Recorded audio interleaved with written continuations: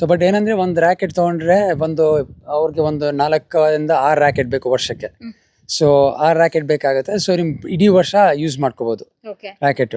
ಮತ್ತೆ ಪದೇ ವಾರಕ್ಕೆ 2 ಸಲ ಅಥವಾ 3 ಸಲ ಅವ್ರು ಸ್ಟ್ರಿಂಗು ಚೇಂಜ್ ಮಾಡ್ಬೇಕು, ಸ್ಟ್ರಿಂಗ್ ಕಟ್ ಆಗ್ಬಿಡುತ್ತೆ. ಸೊ ಇದೆಲ್ಲ ನಿಮ್ದು ಬ್ಯಾಗ್ ಒಳಕ್ಕೆ ಯಾವಾಗ್ಲೂ ಇರಬೇಕು ನಿಮ್ ಪ್ಯಾರಾಫರ್ನಿಲಿಯಾ. ಕಾಸ್ಟ್ಲಿ ಎಷ್ಟು ಅಂತ ಹೇಳಿದ್ರೆ ಎಷ್ಟಾಗುತ್ತೆ? ಕಾಸ್ಟ್ಲಿ ಆ ತರ ಏನಿಲ್ಲ. ಇಟ್ ವಿಲ್ ಬಿ ಅಬೌಟ್ ಸುಮಾರು ಅಂದಾಜಿಗೆ 25,000 ಆಗುತ್ತೆ.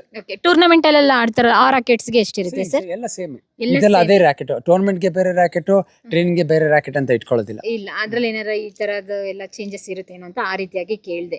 ಇದು ಫಿನಿಶಿಂಗ್ ಎಲ್ಲ ಎಲ್ಲ ಸ್ಟ್ಯಾಂಡರ್ಡ್ ಎಲ್ಲಾನು ಇಂಟರ್ನ್ಯಾಷನಲ್ ಸ್ಪೆಸಿಫಿಕೇಶನ್ ಪ್ರಕಾರ. ಸೊ ಎಲ್ಲ ಆಚೆ ಕಡೆಯಿಂದ ಬರುತ್ತೆ ಇಂಡಿಯಾಗೆ. ಓಕೆ, ಈ ಬಾಲ್ಗೆ ಎಷ್ಟಾಗುತ್ತೆ ಸರ್? ಯೂಶಲಿ ನಾವು ಹೋದಾಗ ಒಂದು 30 ರೂಪಾಯಿಗೆಲ್ಲ ಸಿಗುತ್ತೆ ಬಾಲ್. ಬಟ್ ಈ ಬಾಲ್ಗೂ ಆ ಬಾಲ್ಗೂ ಏನ್ ಡಿಫ್ರೆನ್ಸ್ ಇರುತ್ತೆ? ನಿಮ್ಗೆ ಇದು 3 ಬಾಲ್ಗೆ ನಿಮ್ಗೆ 3 ಬಾಲ್ 550 ರೂಪಾಯಿ ಆಗುತ್ತೆ. 3 ಬಾಲ್ಸ್ಗೆ 3 tennis balls will cost you 550 rupees, 550 ರೂಪಾಯಿ ಆಗುತ್ತೆ. ಮತ್ತೆ ಈ ಬಾಲ್ ನಿಮ್ಗೆ 1.5 ಗಂಟೆ ಯೂಸ್ ಮಾಡ್ಬೋದು, ಅಷ್ಟೇ 2 ಗಂಟೆ ಯೂಸ್ ಮಾಡ್ಬೋದು. ಆಮೇಲೆ ಎಲ್ಲ ವೇರ್ ಔಟ್ ಆಗ್ಬಿಡುತ್ತೆ.